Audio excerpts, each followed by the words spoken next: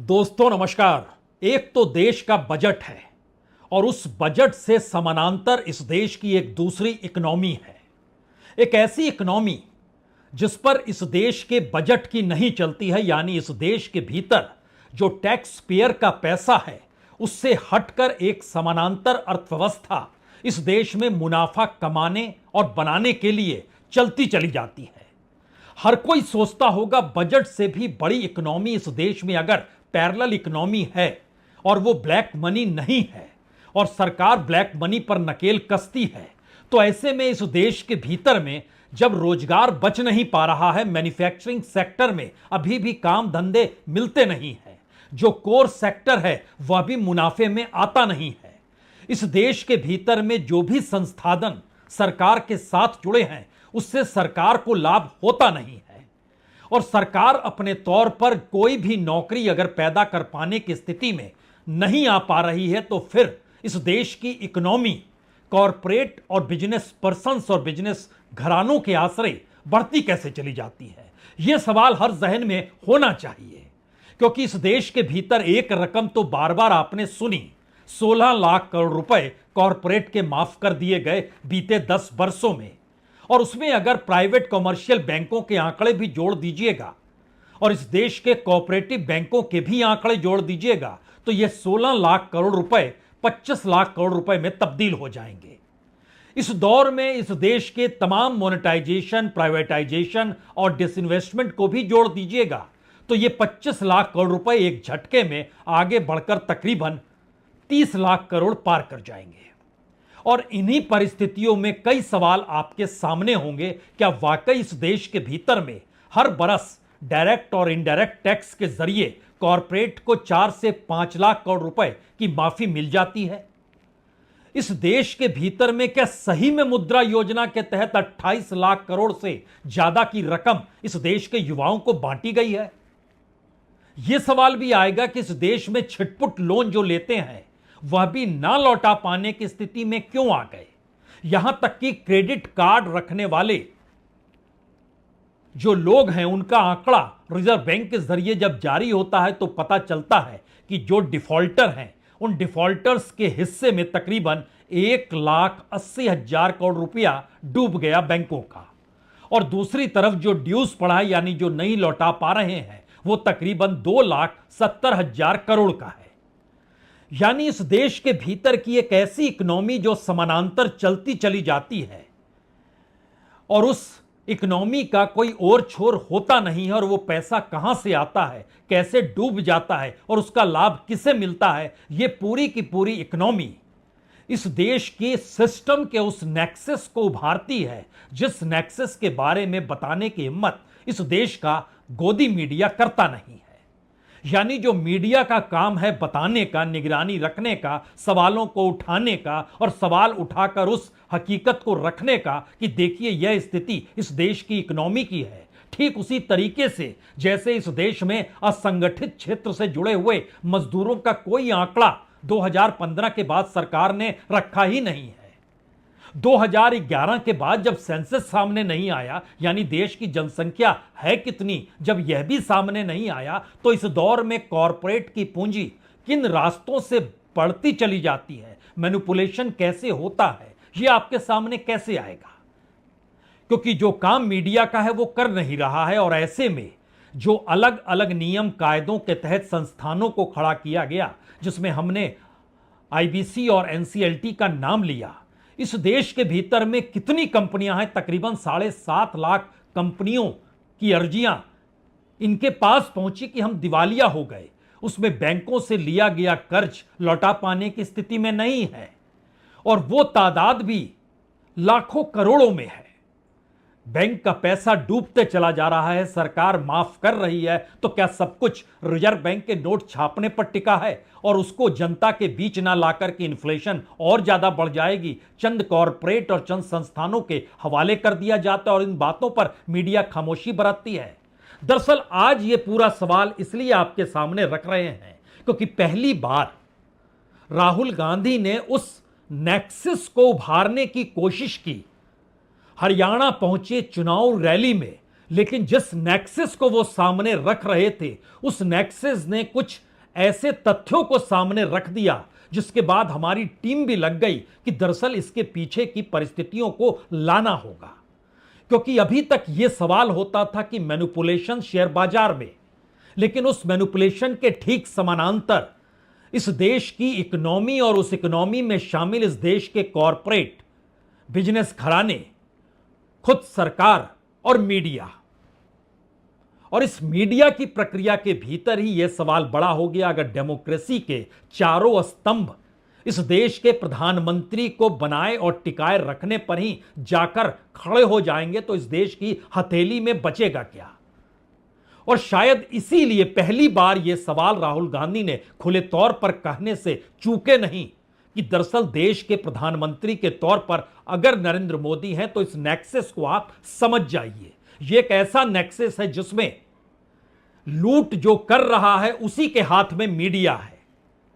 Media को जो मुनाफा है उस मुनाफे से सरकार को बचाने के उपाय हैं। सरकार जो बच रही है वह उस कॉरपोरेट और नेक्सस के आश्रय राहत पा रही है, और उस राहत के एवज में कॉरपोरेट और बिजनेस घरानों को राहत और रियायत दी जा रही है। इस पूरे चक्रव्यूह के भीतर घुसे कौन?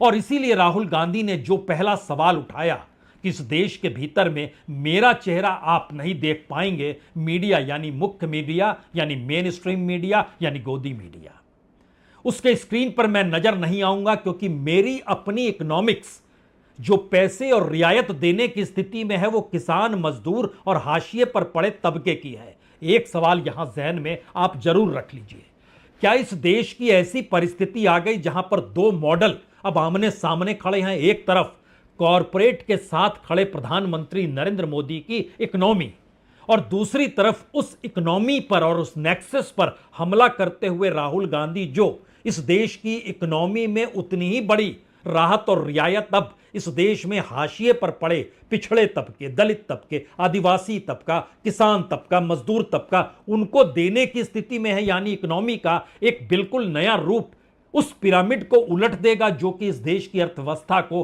बाजार के आश्रय चलाना चाहता तो था, लेकिन इस देश के भीतर का सच तो यह है कि बाजार भी ढह गए और पूंजी के आश्रय पूंजी बनाने की पूरी प्रक्रिया इस देश में शुरू हो गई। तो आइए आज इन पन्नों को खोला जाए। सबसे पहले यह सोच लीजिए कि क्या वाकई इस देश में प्रधानमंत्री को प्रधानमंत्री बनाने की स्थिति में कॉरपोरेट, बिजनेस हाउसेस और मीडिया है? चेन समझो, मोदी जी को बैठा रखा है, प्राइम मिनिस्टर बना दिया। किसने बनाया? मीडिया ने बनाया। 24 घंटा उनका चेहरा दिखा के। मीडिया कौन चलाता है? अंबानी, अदानी जैसे लोग। अदानी और अंबानी जैसे लोगों ने मोदी को क्यों बैठाया? क्योंकि वो जानते हैं नरेंद्र मोदी अंबानी और अदानी का काम करेगा। आपने मेरा चेहरा मीडिया पे देखा कभी? मैं दिखता हूं क्या? ना, मैं नहीं दिख सकता, क्योंकि वो जानते हैं जिस दिन ये जाके बैठ गया उस दिन ये गरीबों का काम करेगा, ये सारा का सारा पैसा दूसरी तरफ कर देगा। इसीलिए तो मेरे पीछे पड़े रहते हैं, इसीलिए तो हजारों करोड़ रुपए मेरी छवि खराब करने में डाले इन्होंने, क्योंकि ये जानते हैं कि ये जिस दिन आ गया इस दिन ये सारा का सारा पैसा किसानों को, मजदूरों को, बेरोजगार युवाओं को, महिलाओं को देना शुरू कर देगा। लड़ाई है, लड़ाई है।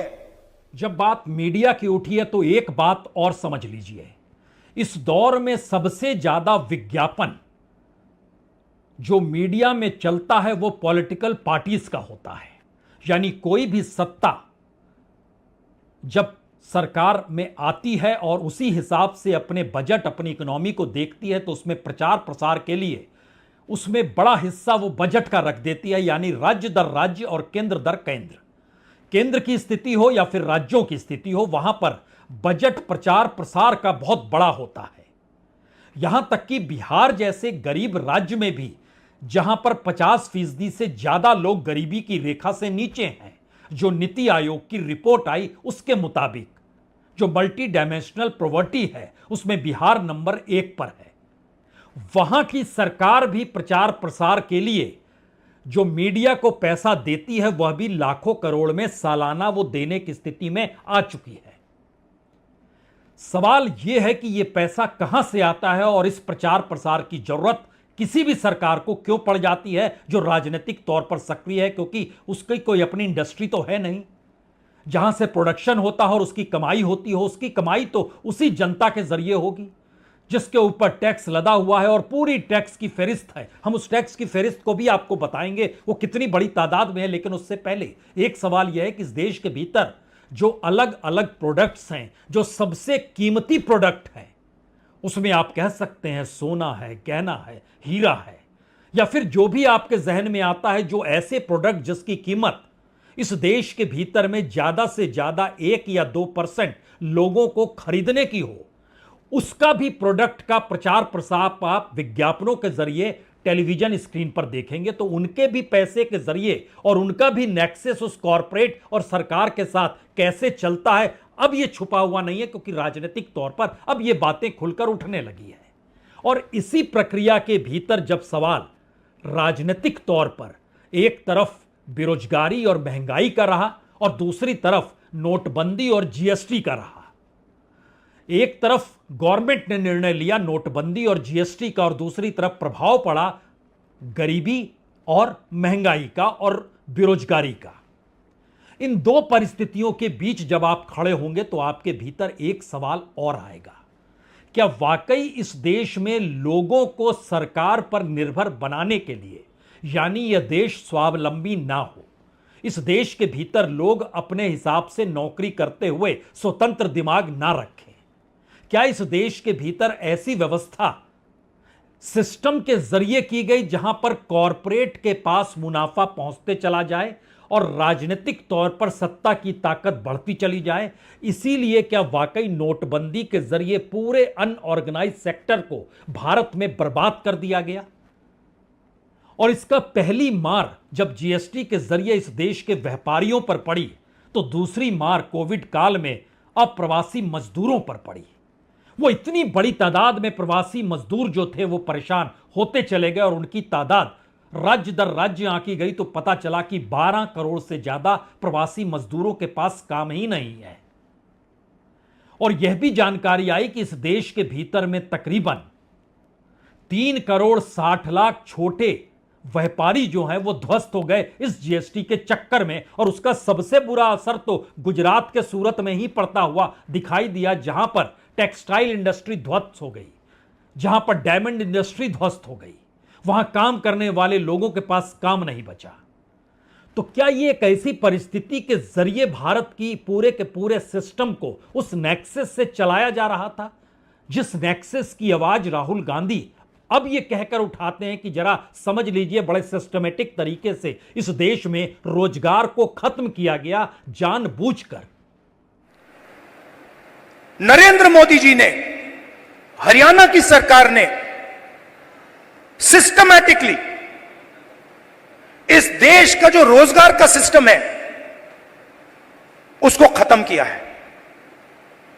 वो जो युवा अमेरिका गए हैं, छोटे से घर में 20-25 एक कमरे में रह रहे हैं, एक वहां पे था जिसको एक्सीडेंट हो गया, चल नहीं पा रहा है, उसकी मां मुझे कहती है राहुल जी मैं तो बेटे से मिलना चाहती हूं। मैं कहना नहीं चाहता था, कैसे मिलोगी, वो 10 साल के लिए वापस नहीं आ सकता।